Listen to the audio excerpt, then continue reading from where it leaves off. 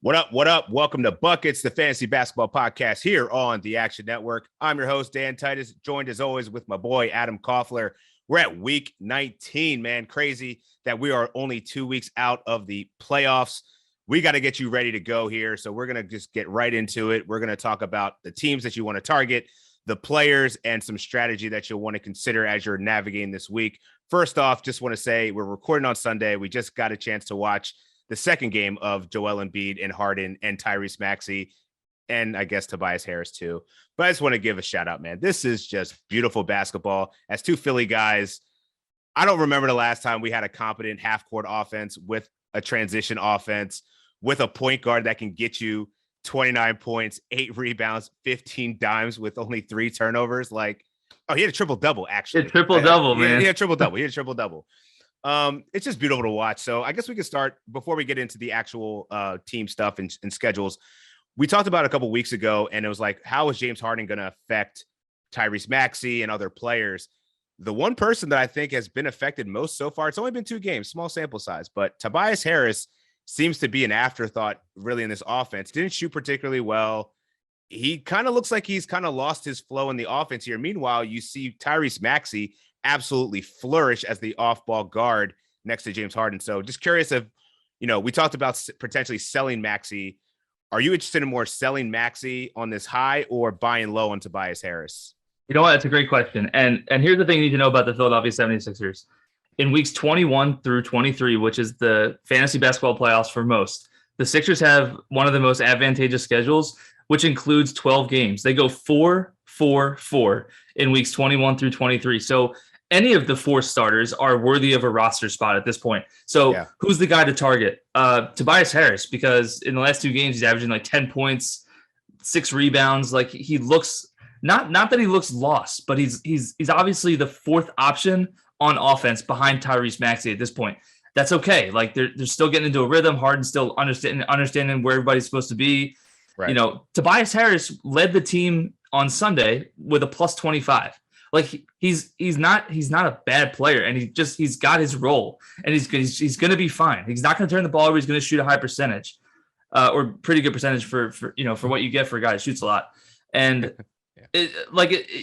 I'd want to be buying low on him right now because the Sixers, like I said, have those 12 games, very advantageous schedule, and he's going to play 35 minutes a game in competitive games. So if you can swing like one of those hot names, like, I don't know, like I would try to, why not put out Justice Winslow for Tobias Harris and see if the guy bites?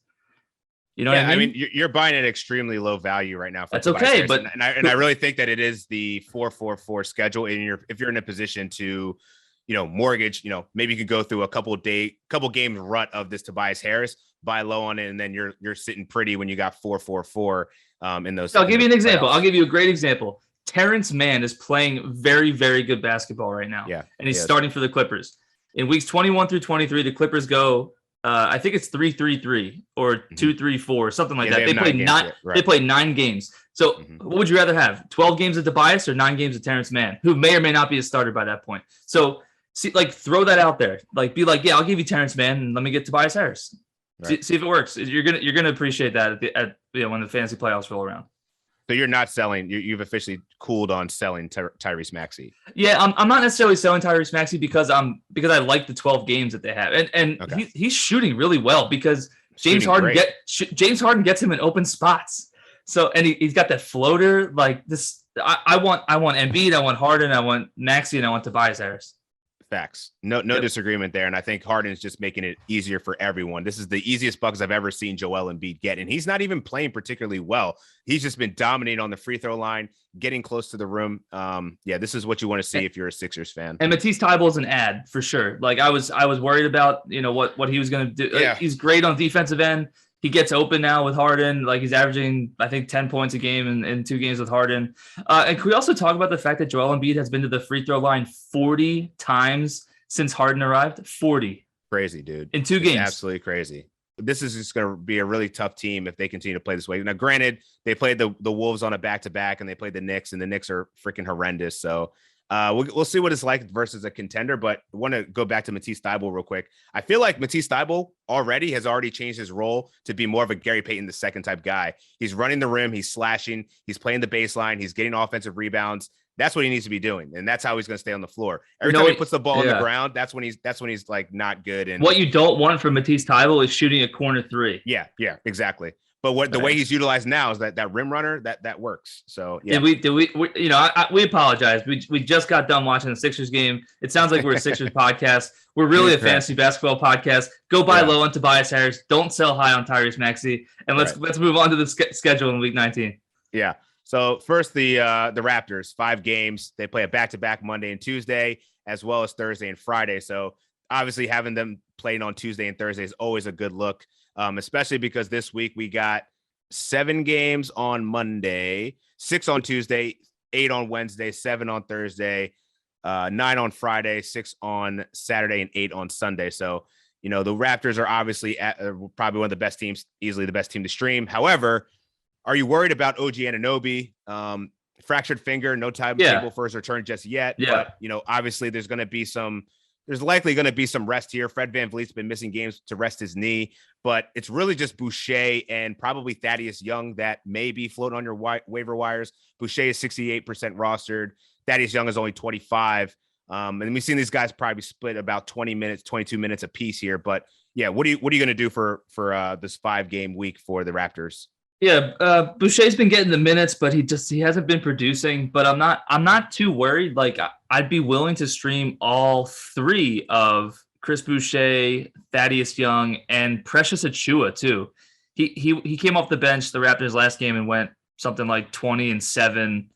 And they seem to prefer him off the bench over Khem Birch, even as the starter.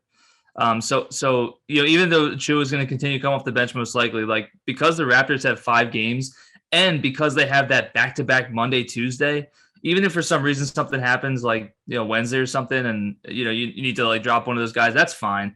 But I'd be inclined to hold them Monday, Tuesday, Thursday, Friday. That's 4 games in 5 nights. That's big time. Like if you can stream that and then make one transaction and get another 2 games with a team that plays Saturday, Sunday back-to-back. Let's see who played, like the Grizzlies, for example, play Saturday, Sunday back-to-back. If you could get like Achiuwa and then DeAnthony Melton, you're talking about 6 games with 1 transaction or 2 transactions, right? So those are the things to do to look out for. That Monday, Tuesday back-to-back is big, as long as the guys are playing. And I assume with the Raptors not having very many healthy bodies behind some of their starters, that's what you want to do there, streaming-wise, as far as the Raptors are concerned. Yeah, expect a big week out of Pascal Siakam, Gary Trent, and likely Fred VanVleet there. No doubt. So the teams with 4 games, to start off with the Nets, they got a back-to-back on Monday and Tuesday. What teams what players are you looking at from the Nets that may be worth a stream here? Yeah, so that back-to-back, give me a little bit of insight. That's I believe one of those games is at home and one of those games on the road for the Nets. So I mean, because of that, like you're talking about Bruce Brown continuing to be a streamer, James Johnson, but definitely be careful about James Johnson on the back-to-back. I believe he sat a back-to-back before. Seth Curry's rostered in most places. Patty Mills would be a guy if Kyrie's out. Otherwise, I'm not really interested in him. That's probably Brooklyn's playing against Toronto in the back-to-back next week. Is it home away or home or? Yeah, home away. Mm-hmm. Okay, yeah. So you get 1 game out of Kyrie, but apparently we could talk about this now. Apparently the mandate is close to being lifted. They're kind of reconsidering that in Brooklyn. So Kyrie could become a full-time player in the near future, and apparently Kevin Durant's day to day. So any minute we could be seeing the Nets get a little bit better here. But apparently. Ben Simmons is still dealing with back soreness. So he's got mental health issues, back soreness, and he's on a new team. It doesn't add up very well to be successful. Yeah, given his mental state, I doubt he's going to be playing. I wouldn't be surprised if he returned on sometime after March 10th, whenever that game 13th. Okay. Yeah. Then that's when he'll probably be targeting. But I mean, obviously pay attention if Durant is going to be in, because that's going to suck a lot of usage out of some of the guys that were just mentioned. And then obviously if the mandate, you get Kyrie as a full-time player, guys like Cam Thomas probably go to the wayside. Oh yeah. So. Cam Thomas is a streamer too, by the way. I totally blanked out on him. But yeah, so let's go to another team, the Cavs. and the Rockets both have 4 games as well. They're both playing back-to-backs on Tuesday and Wednesday. Let's talk about the Cavs first, man. Darius Garland, he showed out for the All-Star game in his home city of Cleveland, and now he hasn't played a game in the first 2 games that the Cleveland Cavaliers have played. I'm getting concerned here. So I think Brandon Goodwin is probably one of the best pickups you can make right now, just given we don't know firmly whether Darius Garland's going to return to the lineup and when. It sounded like Garland may miss some time. We've already heard that Karis LeVert's going to be out for a week or 2. So right there, that leaves some minutes in the backcourt. Rondo was dealing with a back injury, I believe. So that leaves Brandon Goodwin. I like Brandon Goodwin. I tweeted this out. I like Brandon Goodwin even over Rajon Rondo when he's healthy, if Rondo's starting. Like Goodwin's just a high usage guy when he plays and gets minutes. So as long as Garland and LeVert are out, I do like Goodwin, and I like him especially in week 19 as the Cavs have 4 games. Don't do anything with, like, Kevin Love still needs to be rostered everywhere. Lauri Markkanen looks like a pretty good player at this point. Week 19, the Cavs have 4 games, and then in the fantasy playoffs, the Cavs have 12 games, and they've got, I think week 22 or week 23, I can't remember off the top of my head, is a 5-game week for the Cavs. So load up on your Cavs. I've talked about buying low on both Lauri Markkanen and Evan Mobley.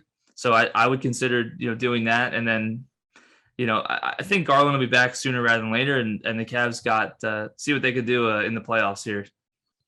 Yeah, I really like the buy low on Evan Mobley, especially with, Darius Garland out there. I think he's going to probably be the one that's going to be the focal point of the offense here. But you're right, Brandon Goodwin, 38 minutes in his last contest, and he's gotten at least 5 assists in his last 2 games. So definitely want to look out for him if Rajon Rondo continues to miss some time.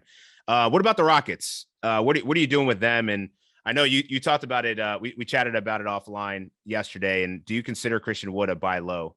Just given that the Rockets have a pretty favorable schedule here down the stretch. That's my reasoning for buying low on Christian Wood. However, the 3 for 13 from the charity stripe that's sickening stuff. Like very, very concerning. Very concerning. I don't understand how you could shoot 3 from 13 from the free throw line unless you're like Andre Drummond or something. Like it just doesn't even make sense to me. But he's a career 69% free throw shooter. That's not going to continue. If you can sell, a hot player, right? And we talked about Terrence Mann. Trying to think of another hot player, like I don't know, like Jonathan Kuminga or I don't know, Will Barton, maybe, like, guys like that. You could return a Christian Wood. He's got a favorable schedule in the fantasy playoffs. I would consider that as long as you're not reliant on free throw percentage to win you weeks. If you're punting free throw percentage, Christian Wood is a definite buy low. Yeah, I think that's a good point there. And so any other Rockets that pique your interest or not really? Yeah, Jalen Green's been much better with the basketball. He's turned the ball over less. He's shooting better. He looks a little bit more comfortable. I've seen him picked up in a lot of places recently after people dropped him with some bad shooting percentages and some turnovers. So he's looking like a must roster at this point. Garrison Matthews, if you need threes. Yeah, those are probably the best ones right now. I mean, I think it's really. We always talk about Şengün. But yeah, he should probably already be up there. Yeah, in a rostership at least. But yeah, right. Surprisingly, I'm surprised to still see Jalen Green under 70%. He's at 66 right now. So if he's floating out there, man, he's been bombing threes. Dropped 20 plus with a couple other stats. Man, he's getting some steals too. So yeah, I really like the way Jalen Green is playing right now. Yeah. Let's talk about another 4-team week. Another team that's playing 4 games this week, and that's the Pacers and the Grizzlies. They both have back-to-backs on Saturday and Sunday. The Pacers are really interesting here because Chris Duarte is going to be coming back into the lineup on Sunday, which is good for that backcourt with Tyrese Halliburton. So maybe we'll see a slight downtick in an assist, but I mean, it's not going to impact Halliburton at all. Like, he's good. But we're really curious about this front court, though, between Isaiah Jackson and O'Shea Brissett, who we've seen kind of go off in the last couple of games here. What are you doing with some streamers for the Pacers? I'd be curious to see what happens with Duarte. Like, does he come off the bench? Because you got Buddy Hield too, and you got Brogdon. And Buddy's been playing great too. You got Brogdon healthy. Like, do they go really, really small and start Buddy Hield at the 4? Like, I can't imagine that happens. Like, I would assume that Chris Duarte comes off the bench. right? And Brogdon, Heald, and Halliburton start alongside O'Shea Brissett and Isaiah Jackson. We'll have to kind of see what happens there in Indiana, but Brissett probably takes a little bit of a backseat from a scoring perspective. So I'm not sure that wait and see what happens on Sunday with the Pacers line. The Pacers play on Sunday, right? The Pacers play on Sunday, yeah. Yeah, so we'll see what comes of that. But as far as the front court, I like both Isaiah Jackson and Jalen Smith. The Pacers play 4 games, like you said. Jackson's getting the start. He blocks like 2 to 3, 4 shots a game like that. He looks really good. They're very high on him. Miles Turner's at least a couple more weeks away. And Jalen Smith's been having pretty good success there off the bench for the Pacers too. Like they traded for him. They like him a lot too off the bench. He's playing 25 minutes a game, and he's kind of a high usage guy too with some stock potential. So I'd be totally okay rostering both those guys. So that. All right. We're just going to run through a couple other teams here, or a few other teams that have 4 games this week. We got the Bucks, the Timberwolves, the Thunder, the Magic, and the Kings. I want to talk about some news that dropped late on probably early Sunday morning that Josh Giddey is going to be missing some time here. So what are we doing with Trey Mann? We run to pick him up?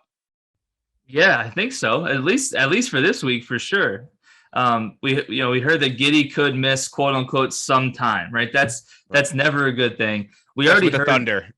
Man, yeah, right. SGA last year was going to miss some time. But we already heard a few weeks back that Giddey's minutes were going to be limited down the stretch, and now we're hearing that he could miss some time. This doesn't add up for me. Right. Trey Mann is looking like a must-add, at least for Week 19 for sure, especially because we still don't know about Lou Dort. Right. There's been no update on Ty Jerome, who's part of that backcourt, who's actually like a pretty good player. So Trey Mann as the starter, he looks like a guy that you're going to want. He's become more than a points guy at this point. So Trey Mann, definitely get him on your roster. And I'm cool with Darius Baisley. I'm cool with Alexei Pokusevski if you can stomach some of the shooting inefficiencies. But the Thunder look like a good streaming option for Week 19. Yeah, you can even give Isaiah Roby a look. He's also been playing pretty well as well. So, let's also talk about the Magic. I know we said last week it wasn't advantageous to stream the Magic because they only had 2 games, but now coming back with 4 games, Chuma Okeke is only 43% rostered. He's coming off a monster game where he had 26 points, 9 rebounds, 4 assists, 3 steals, and a block. Just a great performance, 32 minutes. So he's gotten over about 30 minutes in his last 3 games. So I think you got to run and pick up Chuma Okeke here too. He's a must-add. And if he's still available by the time you're listening to this podcast, like he's a run and go must-add. Yeah. He ranked 5th on a per game basis the last 2 weeks. I mean, it was an extended All-Star break. It was only over 3 games, but his stocks. Yeah, it's just the stocks, man. Right. Like those stocks, man, he's averaging like 5 stocks a game over the last like week or so. And he just looks really rejuvenated coming off that Magic bench. He's playing more than Mo Bamba is. Don't go drop Mo Bamba yet. Even he's got a ton of potential, but that's a story for another day. Yeah. But Chuma Okeke needs to be rostered everywhere, especially this week when the Magic have 4 games. Also, Markelle Fultz is expected to come back on Monday. Expect a ramp up period for him. He hasn't played in quite a long time. People have asked what to do with Jalen Suggs, Cole Anthony. You keep those guys on your roster for now. Fultz is going to play like 10, 12, 14 minutes a game probably for the first few games at least. Probably won't play back-to-backs. But as you get down the stretch here with the Magic, like Jalen Suggs probably takes the biggest hit if Markelle Fultz can step into more than like 20 minutes a game or so. So definitely something to keep an eye on there in the Orlando backcourt. Yeah, I wonder how invested they are in Markelle Fultz versus Jalen Suggs here. Well, they drafted Jalen Suggs, right? I mean, right, they did, and I feel like Markelle is his holdover from the last regime. So maybe. I don't know. I think he'll get minutes, but I don't think that they're going to compromise Suggs just yet. I don't know. We'll see. I have no idea what to expect from Markelle Fultz, to be honest. He was actually pretty solid before he hurt his knee last year, but there's like, too many guards there. Are you picking up Markelle Fultz and wasting a roster spot on him? No, absolutely not. Right. So for me, I'm not. But if I've locked up a buy, like you could do worse than getting a guy like Markelle Fultz on your roster. Maybe just for in 2 weeks, maybe he's starting and playing 30 minutes a game. It's possible, but not probable. Like if, Right. if you're fighting for a playoff spot, there's absolutely no way you're adding Markelle Fultz. But it's interesting because when you go on your Yahoo Fantasy app and you click the most added players, Markelle Fultz at the top. Like it shouldn't be that way because he's gonna play 12 minutes in his first game, maybe. Right? But you're right. But I think if you're in a position to take flyers right now, you're kind of building out that roster for the future. Look at those future 20 weeks, 21 to 23. If it makes sense to pick up these guys that maybe haven't played that much or could luck into 30 minutes here and there, I think it's worth it. But if you're vying for a playoff spot, like stay away. It's not on that note. I want to talk about a strategy, and it's involving understanding where you are in the standings right now, and sort of strategizing how to maximize like your players now in the regular season and moving into the playoffs and then in the playoffs. So the perfect example is the Portland Trailblazers. The Portland Trailblazers in week 19 have 2 games, just 2. That's terrible. Yeah. In week 20, they play 3 games. So right off the bat, if your fantasy playoffs start now, like he's probably a drop. He's probably a drop for a guy that plays, I don't know, 8 games the next 2 weeks, and you get 3 more games. So even if he's a little bit worse, you're talking about dropping people like a Justice Winslow. That's really the one I'm talking about. Is Justice Winslow? He's been really hot, right? Playing with the Trailblazers, he's getting big time opportunity. He's been starting. Nurkic is now hurt. So Winslow's like stepped into like this 35 plus minute role. Yeah. He's a stock guy, points, rebounds. He's kind of doing it all. But I just recently dropped Justice Winslow for Jalen Smith because I need to get into the playoffs in that league, and I need Jalen Smith's 4 games over Justice Winslow's 2 games in week 19.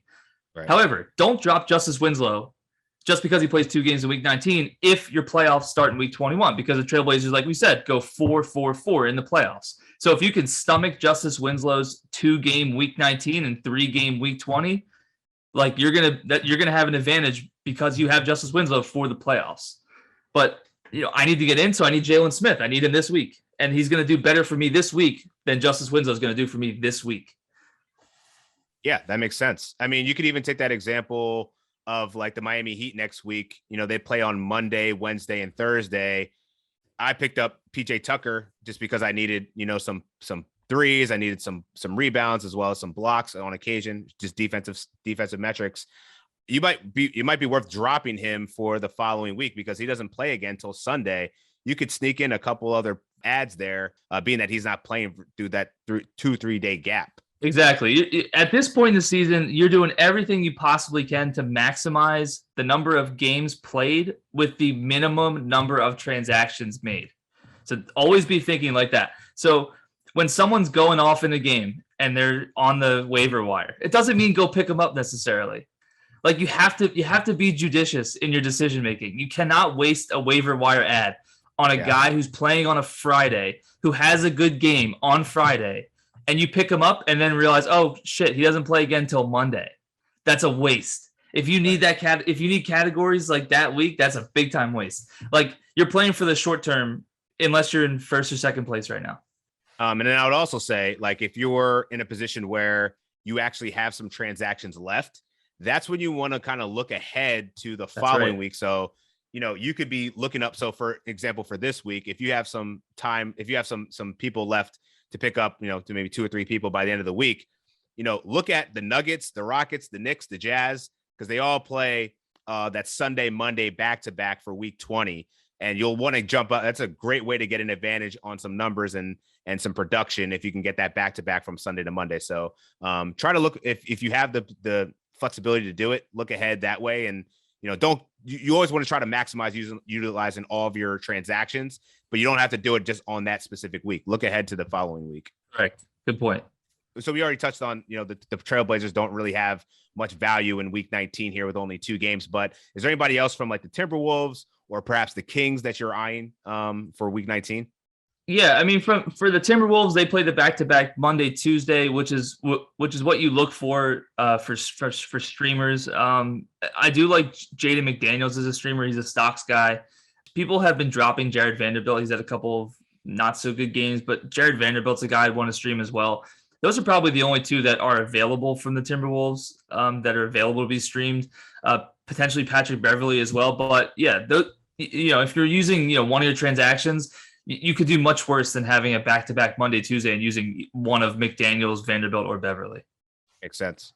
So just want to go through some news real quick. So Sunday, we got news that Aaron Holiday is going to be playing. We haven't seen Cam Payne yet. I know there was a lot of debate between Twitter and even us talking over the last couple of weeks of who was really going to step into the Chris Paul role here. And it's really just been Devin Booker. And we knew that he was probably going to be the biggest beneficiary of usage. But want to get your thoughts on Aaron Holiday if you're picking him up, being that we still have yet to get any news on Cam Payne. Yeah, let's talk for a second about becoming better fantasy basketball players, right? So the team before the All-Star break said that Cam Payne was likely to return Thursday after the All-Star break. Okay. And then on, I believe it was Tuesday of the All-Star break, just 2 games before the game, Cam Payne went to some basketball game. It was like a high school or college game. I can't remember. Is it the Pac-12? Yeah. Okay. Like Pac-12. Grand Valley State or something like that. And he was interviewed, and they asked, when are you coming back? And he said, I'm doing pretty good. I'm probably a couple weeks out. And nobody wanted to believe that. Yeah, it was wild, right? It's straight from the horse's mouth. Believe the information. So I will say, I'll take a victory lap for that because I dropped that here. I was like, oh, snap. Like I had to go into the trenches to find that. But yes, it was wild how many other people were saying, like, you got to pick up Cam. You got to pick up Cam. Yes. It's like, wait, what? Dude literally just told you that. You do if you're playing for the future. If you're playing for the now, like we talked about last week, the Suns had 3 games after the All-Star break. And I mean, Aaron Holiday ended up missing one of those games. Yeah, he missed one, but he was solid in the ones that he did play. Exactly. So, sometimes you just got to listen to what people are telling you. And Twitter is a perfect resource to be able to get that kind of information. Like we had old information that said, oh yeah, Cam Payne's probably going to play, Thursday after the break. That was like a week before the actual game. So there's ways to, search a player's name and just get better in general about, doing your own research, and it'll help when you're trying to make pickups. Like you don't need to ask somebody. You could just type in his name and kind of see for yourself what the latest news is. Yeah. Beat writers are crucial for that. Cam Johnson's also definitely he shouldn't be on any waivers anywhere. So make sure you pick him up if he is there. We'll also want to talk about the Knicks situation here. So Kemba Walker's out for the season. No surprise. And Derrick Rose is also going to miss, upwards of 2 weeks. I don't even know at this point whether it makes sense to even bring Derrick Rose back. Emmanuel quickly doesn't get any consistent minutes. So to me, I think the ad is Alec Burks. But are you staying away from it? Do you think there's any interest in there? Like, what are you doing with the Knicks? Yeah, Alec Burks is definitely a guy that should be rostered. He's played 34 minutes per game last 2 games. Quickly looked really good against the Sixers. Yeah. He was nailing some big threes. RJ Barrett, man, he's super rejuvenated. He's like balling out right now. He's completely taken over the reins from Julius Randle. Yeah, Julius looks rough, dude. Just rough. He talk about a buy low. Like he might be a buy low. He's had 2 bad games off the All-Star break, but before the All-Star break, he was averaging upper 20s for like 6 or 7 games straight. So. Yeah. If you're looking for a buy low candidate before the trade deadline, which is coming up here, I think it's March 3rd for most people, which is Thursday. Yep. Yeah, you might be able to do, Julius Randle, maybe you can swing him, but it's looking like RJ Barrett's sort of like taking the lead there. So just be careful. And then news out of the Heat camp, Victor Oladipo could be returning in a couple weeks. I'm not too thrilled about that one. I don't know. I think that's more of a playoff move personally for the Heat's depth, but also James Wiseman is going to be returning apparently in a couple of weeks. I don't think this is really going to affect anybody from a fantasy landscape. How about you? Yeah, I do have Victor Oladipo in one place because I thought he was going to be returning a little bit sooner than like a couple weeks from now. But there's really no reason to rush to the waiver wire to pick him up. It's just kind of a hype thing. And Oladipo's got the name value, obviously, because he was so good for so long from a fantasy perspective. I wouldn't touch James Wiseman with a 10-foot pole this fantasy season. So I'm okay leaving both those guys on the wire, to be honest. Cool. And lastly, I figured I'd let you get off some more hot takes here. You were talking about last week selling John Morant, Desmond Bane. I didn't say sell John Morant. You said I'm pretty sure. I gotta go back to it. I'll check the receipts on that. I'm pretty sure you. Maybe I did. Maybe I mistakenly said sell all Grizzlies. No, I am still selling Desmond Bane. but not John. Okay, thank you for taking Ja off the block. He appreciates that. But yeah, Desmond Bane, and you also have DeJounte Murray on here as well as Harrison Barnes. Tell me more about that. Yeah, DeJounte Murray is a sell for me because the San Antonio Spurs, and it depends when your playoffs are. The San Antonio Spurs played 2 games in week 22. So basically what I'm saying is, if you have DeJounte Murray, you likely have a pretty good fantasy team this year because you probably got him at a good value, right? Yeah. So let's say you have a first round bye, and that first round bye happens at week 21. And then your first round of the playoffs essentially week 22 when DeJounte Murray plays just 2 games. There are plenty of people that play 4 games in week 22 that I would much rather have than DeJounte Murray's just 2 games.